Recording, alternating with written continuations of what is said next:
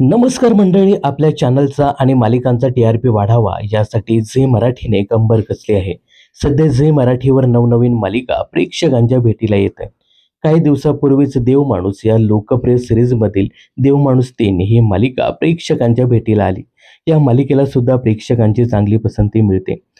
तर 30 जून पासून कमळी ही नवी कोरी मालिका दाखल झाली आहे. आता या मालिकेला कसा रिस्पॉन्स मिळतो हे पाहणं खूपच इंटरेस्टिंग ठरणार आहे. अशातच आता झी मराठीवर आणखी एक नवी मालिका प्रेक्षकांच्या भेटीला येते. झी मराठीने काही दिवसापूर्वीच जगजात्री या नव्या मालिकेचा टीजर शेअर केला होता. ही नवी मालिका कधी येणार याकडे प्रेक्षकांचं लक्ष लागलं होतं. अशातच आता या नव्या मालिकेसंदर्भात एक मोठी बातमी समोर आली आहे.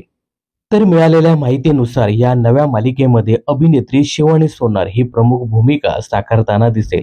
तर निगेटिव्ह भूमिकेत अभिनेत्री अभिज्ञा भावे झळकणार असल्याचं बोललं जात आहे. आता या नव्या मालिकेत प्रमुख नायकाच्या भूमिकेत कोण दिसेल हे पाहणं खूपच इंटरेस्टिंग ठरणार आहे.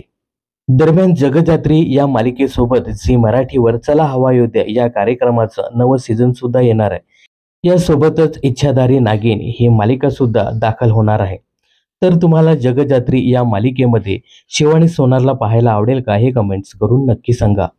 मनोरंजन क्षेत्रातील अशाच फिल्मी अपडेट्स जाणून घेण्यासाठी चॅनलला सबस्क्राईब करायला विसरू नका.